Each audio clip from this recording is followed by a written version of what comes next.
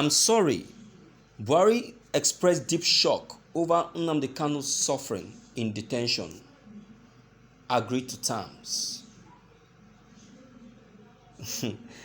This is very serious. And how true could this be? Which of the terms and conditions of Nnamdi Kanu has President Buhari agreed to agree on? Because I don't know any other terms and conditions that will go down well with Nnamdi Kanu that we have nothing to do with freedom for Biafra, because that is the only terms and conditions that I believe Nnamdi Kanu can give to Buhari. And I know that President Buhari will be the least person to concur with that. So which of these terms and conditions has he agreed on this time? Let me tell you something, my dear listeners. Buhari is a cunning man. I always say it. He only goes where favors him. Where it doesn't favor him, he doesn't want to see it exist. He doesn't want to see it exist.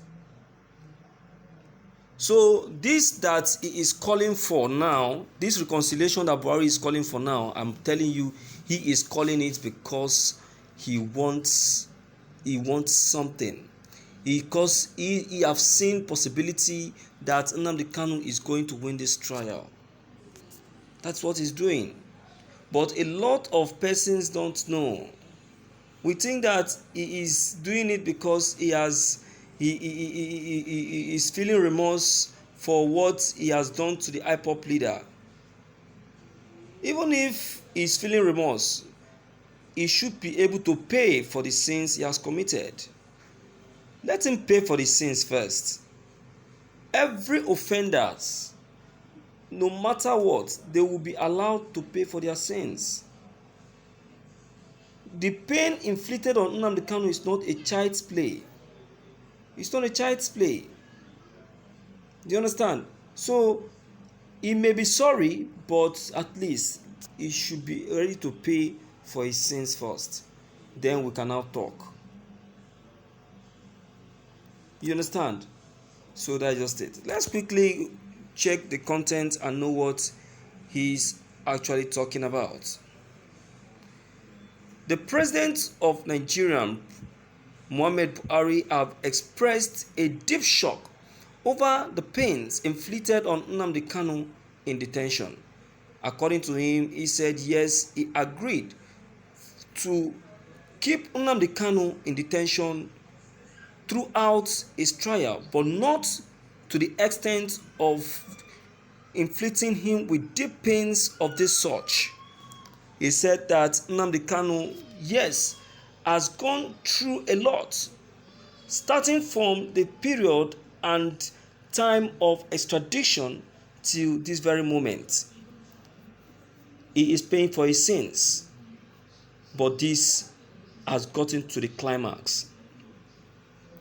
He said that while the trial is still going on, the DSS officers should minimize the torture, make it light, so that the strength will be there to answer for his sins. I am ready to soften the trial if IPOB is ready to.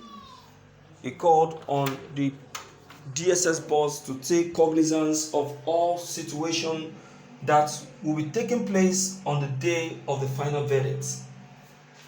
Make sure that all that is needed and will be needed for the final verdict to be successful is put in place. He said Nnamdi Kanu, as the leader of the indigenous people of Biafra, should know better that trial is not a kid thing. It's something that demands focus. So he must be focused on his trial and get himself defended. I am ready to complete justice as justice calls for it to be defended, he claims. No wahala. But then you don't need to start apologizing from the beginning. because Nnamdi Kanu at first doesn't need your apology. I was at first thinking that you want to call for a negotiation or scrapping off of the trial, because that has been what you have been putting up since. You understand? But notwithstanding, with this that you have just put up, is welcomed. Very much welcomed.